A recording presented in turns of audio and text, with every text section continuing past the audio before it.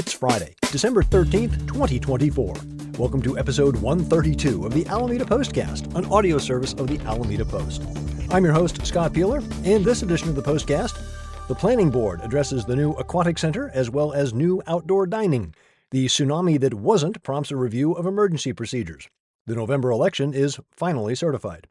Alameda Unified is looking for the Teacher of the Year. Beware of folks claiming to be from Ebmud. The Lighted Yacht Parade has clear sailing, and the Post celebrates 3 years of service to Alameda. These stories and more on this episode of the Alameda Postcast. Our top story. On Monday, the Planning Board held a public workshop to review the conceptual plan for the proposed aquatic center at Gene Sweeney Park. Among the concerns, parking, stormwater management, safe drop-off, and aesthetics. The Bike Walk Alameda Board of Directors advocated for reducing or eliminating the new parking lot, noting the site's proximity to AC Transit and the Cross Alameda Trail. They suggested that parking should be fee-based to discourage excessive driving and to help fund improvements. They advocated for stormwater management features such as pumps, detention basins, permeable surfaces, and more trees. Planning Manager Stephen Buckley noted that the California Environmental Quality Act evaluation is just beginning and will include evaluation in those areas. Board member Andy Wang echoed parking concerns and advocated for a more rigorous approach to ensuring that the project supports sustainable transportation rather than relying heavily on parking. Board member Ashish Sahiba emphasized creating a designated safe drop-off zone to prevent traffic congestion. Sahiba also highlighted the significance of the western edge as a trailhead for the Cross Alameda Trail. City staff will incorporate feedback into an updated design for board approval in early to late spring. Also on the agenda, Encinal Terminals. Back in episode 64 in August of 23, we discussed the plans for Encinal Terminals, the 589-unit development plan for 1521 Buena Vista, that long vacant space between Wind River and Altastar Harbor. That year, a bill introduced by Representative Mia Bonta and signed into law by Governor Newsom facilitated the reconfiguration of public and private lands that cleared the way for development by North Waterfront Cove, LLC. Last month, North Waterfront sought a 3-year extension on project milestones, citing currently unfavorable economic conditions. The overall deadline of 15 years remains unchanged. The board voted to recommend that City Council approve the request on these conditions: that North Waterfront make steady progress on the formation of the project's assessment district, that they agree to reimburse the city for staff and consultant services incurred as part of formulating that assessment district, and the submission of biannual reports tracing economic conditions. Finally, the board approved the use permit and design review for an outdoor dining facility for Saltbreaker Restaurant.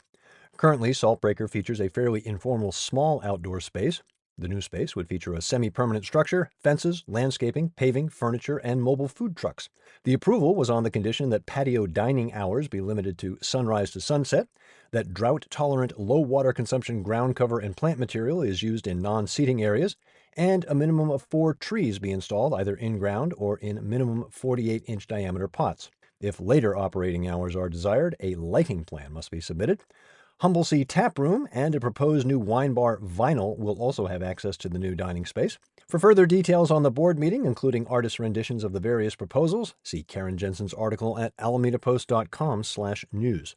Last Thursday, Alameda wondered if a tsunami was coming. Thanks to the particular motion of the tectonic plates, it never materialized, but it left a lot of people asking, what do we do? There are answers, and they involve a little knowledge and planning ahead. The danger from a tsunami here in Alameda isn't going to look like some Hollywood blockbuster disaster film. The threat here is flooding from the surge. And where's the safest place to be? The middle of the island. The area around Central and Grand is the highest point in Alameda, about 33 feet. The most obvious piece of advice: avoid the shoreline. What might not seem obvious is to stay on the island. Heading to places like Oakland could put you right back in the danger zone. The tsunami warning served as a reminder that preparedness is key. Having a plan and a go bag is a great start.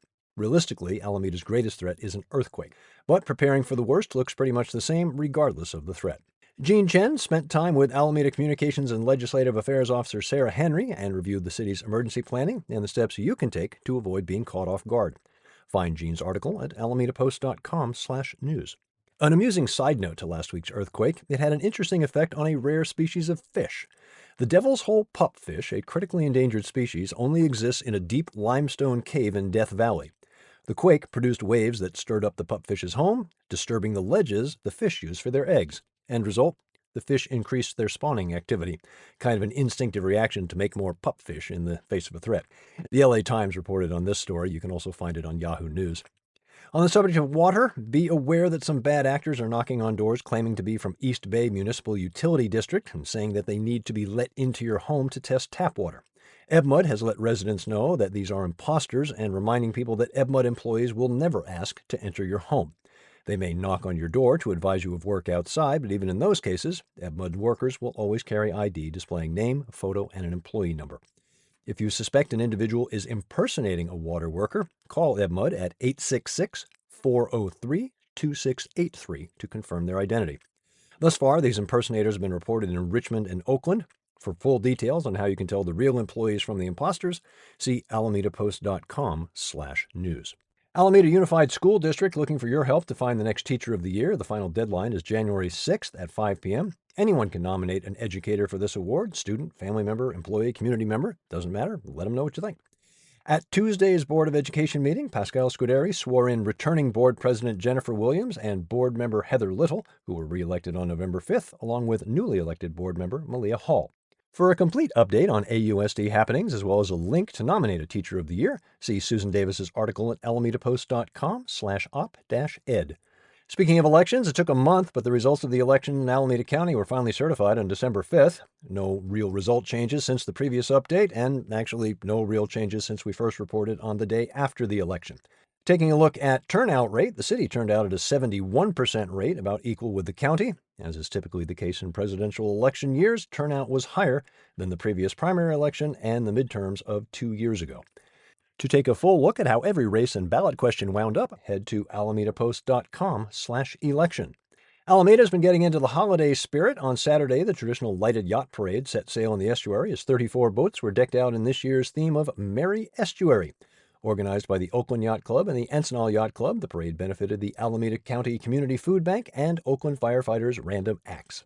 The best part, the first time in the last 3 years, the skies were clear and folks were able to enjoy the parade and stay dry. As for me and mine, we were among the folks who claimed a table at the Pasta Pelican and enjoyed the parade and some great food. Well done, one and all. If you missed the parade, there's video and a link to the winners of the judging, thanks to Jean Chen at alamedapost.com/features. Still numerous events to choose from this time of the year. As she does every week, Amanda Laird has selected some highlights. The free Alameda Community Band Holiday Concert is tonight, Friday, at the Mastic Senior Center. Saturday morning, head to Crab Cove for the free King Tide Guided Photography Walk. Professional portrait photographer Sarah Darragon will lead a hands-on iPhone photography workshop from 10 to 10:30. After the workshop, a larger guided tour takes place from 10:30 to 11:15. Reservations needed for the workshop, and all are welcome on the walking tour. Feathered Outlaws Yule Winter Market, Saturday from 11 to 4 at the Healing Garden, including artisan burgers from Rock Club Burgers. Sunday brings Alameda Landing's holiday celebration from noon until 2, and on Tuesday you can learn the craft of spent grain bread making at Almanac Beer Company. You'll want to register in advance for that one. All the information in Amanda Laird's all-around Alameda column at alamedapost.com/features. Everyone loves a heartwarming Christmas story. The latest comes your way from the Friends of the Alameda Animal Shelter. Back in June, we featured Buster Brown as the pet of the week from Foz. In October, Foz ramped up their efforts to get their longtime resident a forever home, and lo and behold, it worked. After some successful fosters, Buster is now enjoying his forever home. You can find the story on Foz's Facebook page. 3 years ago today, December 13th, 2021, the Alameda Post began. The very first article, celebrating 2 new pieces of public art, was just the beginning. As we head into our 4th year, we've added writers, features, and most importantly, readers and listeners. Our website traffic is 4 times what it was in 2022. San Francisco media outlets have picked up stories we originated, notably Ken Durr's examination of the underwater property for sale off Grand Street. Amusingly, one of our top 5 popular articles in our Google search was my 2022 instruction piece on how to make convincing fake blood.